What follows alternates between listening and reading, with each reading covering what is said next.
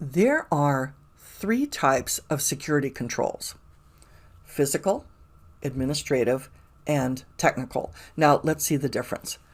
Physical is like it sounds. You can touch it. It's tangible. It's usually mechanical in nature. It's designed to deter unauthorized access into rooms or to equipment or to documents or data.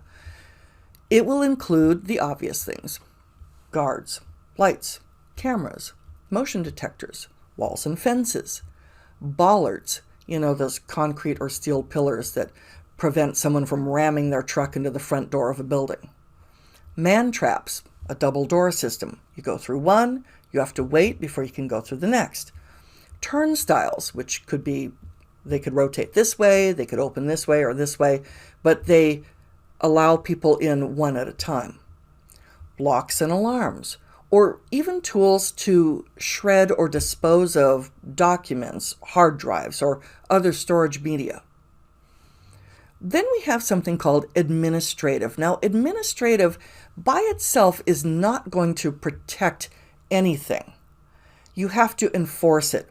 These are things set by management, policies and procedures, best practices. This is how you do it, folks, to minimize our risk.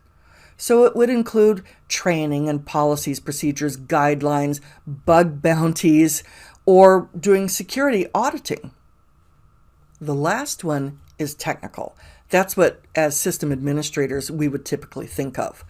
This is any technology we would use to reduce risk. So intrusion detection, intrusion prevention, firewalls, antivirus, encryption, authentication, access control.